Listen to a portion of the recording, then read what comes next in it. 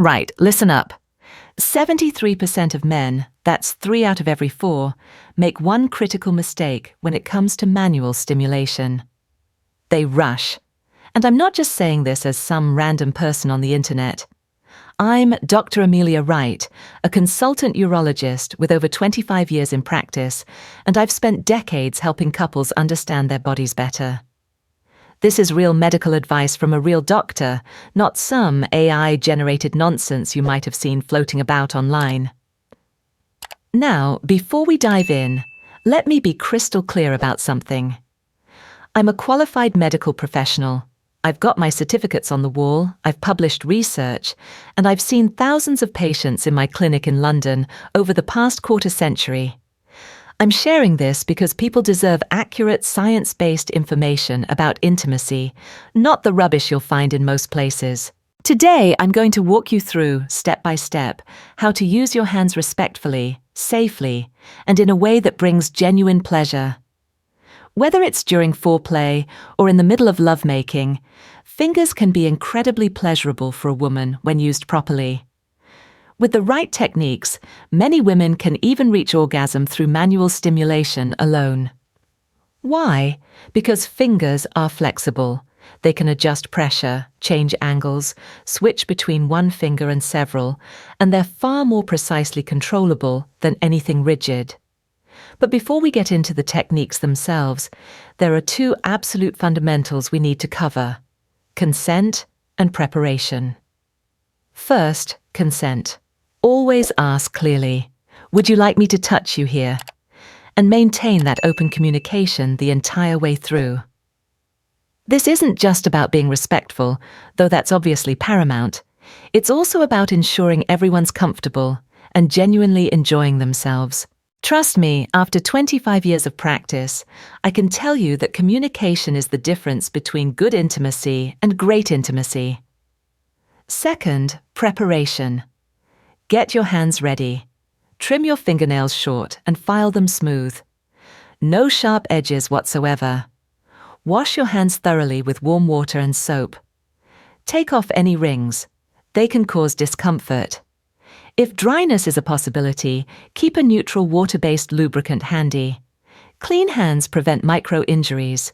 Lubricant prevents friction. This way, touch feels not just more intense, but safer as well. Now, a question I get asked quite often in my practice. Should I wear gloves? Let me address this properly. For everyday intimate moments between established partners, gloves aren't necessary if your hands are clean and your nails are trimmed. However, there are situations where gloves make sense. If you've got any cuts or hangnails, if either partner has a skin condition, or if you're being particularly cautious about hygiene, medical-grade nitrile gloves work best. Avoid latex if there's any chance of allergy. Just remember, gloves can reduce sensation a bit, so you'll need to be more attentive to feedback. Right, let's move on. Step 1. Warming up and teasing. For most women, arousal is a holistic process. It doesn't happen instantly like flicking a switch. It builds up gradually. Don't start directly at the genitals. Start with the entire body. Kiss the neck, collarbones, inner arms. Stroke the lower back, the hips, the outer thighs. Approach slowly and deliberately, becoming slower the closer you get to the inner thigh.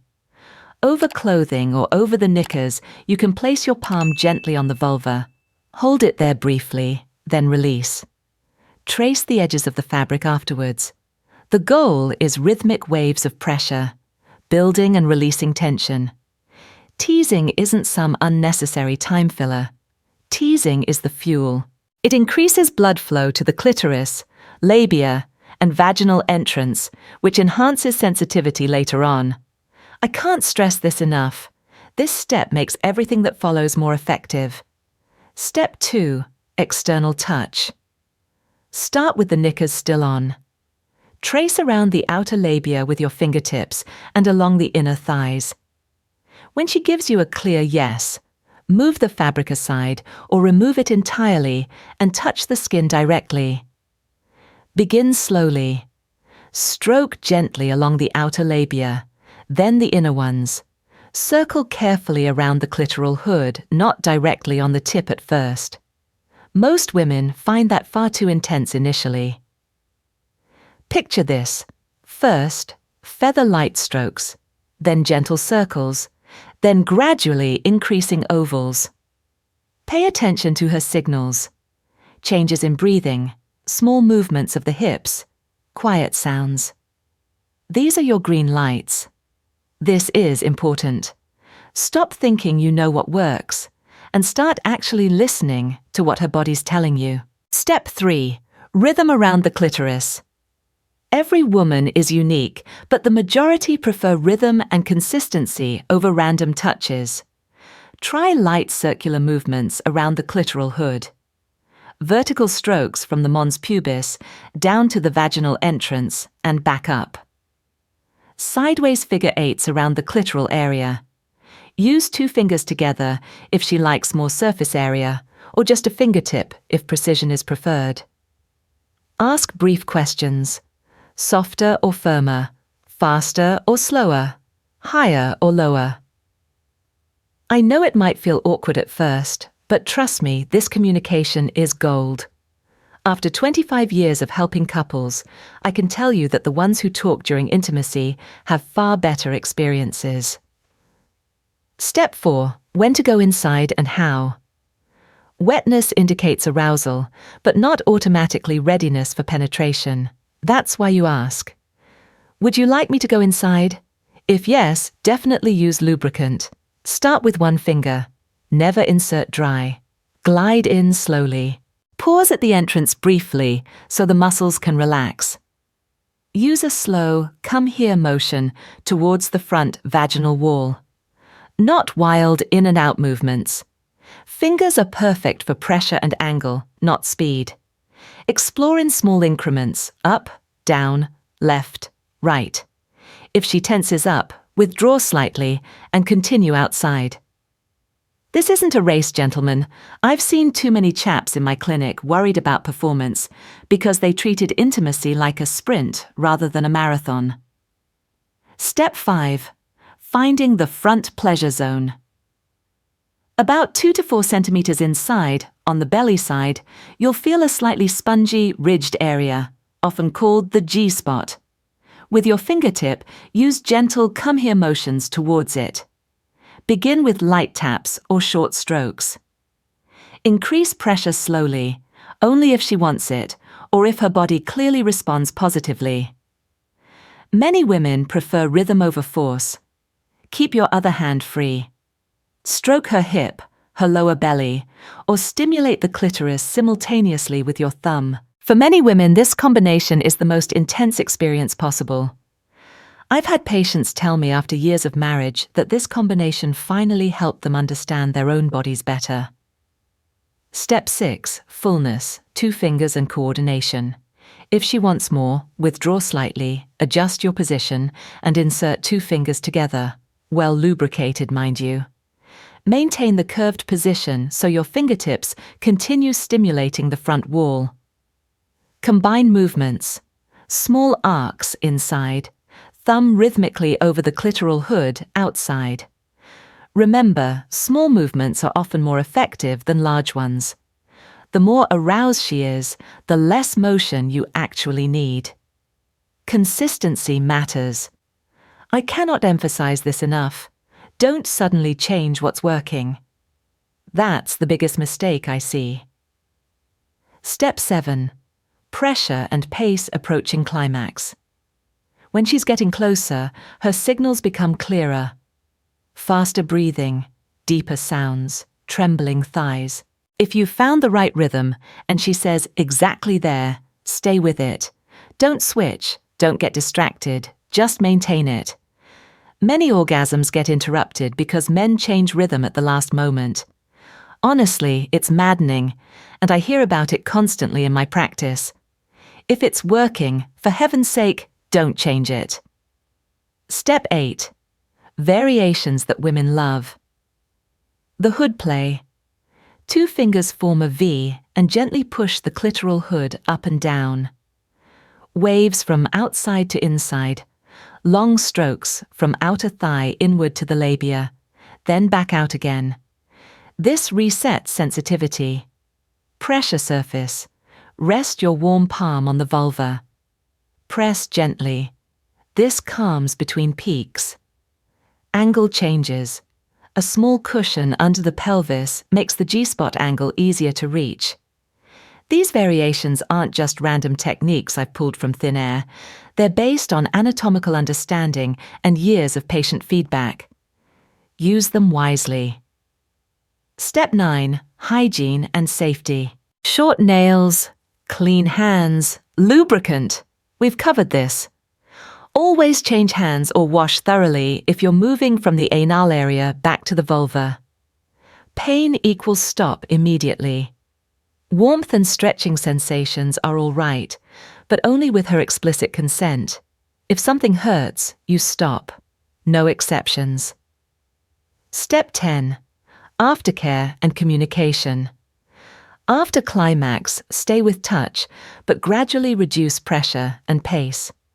Many women now enjoy stroking along their ribs, hair, thighs. Offer water. Ask later, briefly, what did you like best? And remember it. That's your personal playbook. This is absolutely crucial, and it's something I always tell couples in my clinic. The conversation afterwards is just as important as what happens during. Now here's a truth many men never hear. Not every woman reaches orgasm through internal stimulation, and that's completely normal. Many prefer exclusively clitoral touch. Others prefer a combination. The key isn't in complicated tricks. It's in listening, observing, asking. Emotion is medicine. When she feels safe, admired, and unhurried, blood flows better, muscles relax, pleasure increases. Let me share something from my years of practice. I've worked with couples in their 20s and couples in their 70s. Do you know what the successful ones have in common? It's not technique, it's not stamina, it's respect and communication. The chaps who do well are the ones who treat their partners as individuals with unique preferences, not as standardized problems to be solved. I remember a patient, lovely bloke, married 30 years, who came to me distressed because his wife had never climaxed with him. We talked for an hour. Turns out he'd been following the same routine for 3 decades because he thought that's what he was supposed to do. Once they started actually talking about what she enjoyed, everything changed. They were like teenagers again, he told me, grinning from ear to ear. Right, some practical reminders before we wrap up. Your hands can be extraordinary instruments when used with patience, precision, and attentiveness. But they're only as good as your willingness to listen and adapt. Every woman is different. What works for one might not work for another. That's why communication is everything. And for those of you looking to support your performance additionally, there are natural supplements that can strengthen blood flow, testosterone levels, and stamina. I've got recommendations and links in the comments section and the video description. But honestly, the best supplement is genuine care and attention. If you found this video helpful, do subscribe to Dr. Amelia Wright's channel. Share it with someone who needs proper, respectful advice. I've spent 25 years learning this stuff, so you don't have to fumble about in the dark. And genuinely, it brings me joy to help people understand their bodies better. Remember, this is real medical advice from a real doctor who's been doing this work since before the internet was even a thing. I'm not some algorithm spitting out generic information. I'm a consultant urologist who sat across from thousands of patients, heard their concerns, and helped them find solutions. Next week, I'll be covering the 3 secrets of female orgasm that most doctors won't tell you about. So make sure you've got notifications turned on. And if you've got questions, leave them in the comments. I read every single one, and I often make videos based on what you lot want to know. One last thing. If you're watching this and thinking, blimey, this is a lot to remember, don't worry. I've created a downloadable checklist that breaks everything down into simple steps.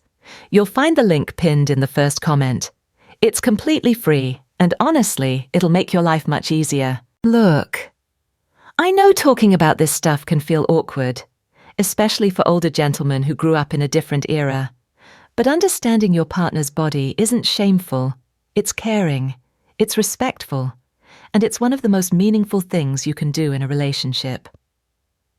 I've seen marriages transformed when couples finally start communicating openly about intimacy.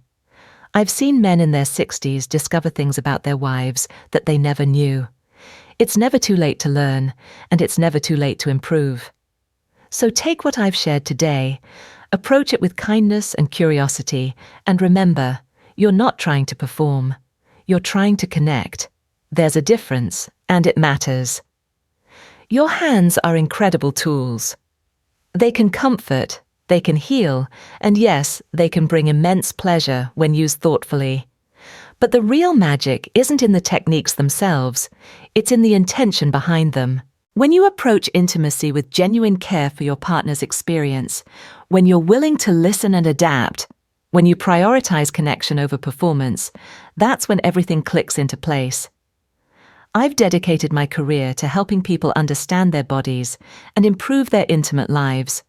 It's been a privilege, truly. And if this video helps even one couple communicate better or one person feel more confident, then it's been worthwhile. Right then. That's everything I wanted to cover today. Remember, subscribe, grab that checklist, and I'll see you next week for the next video. Take care of yourselves and each other.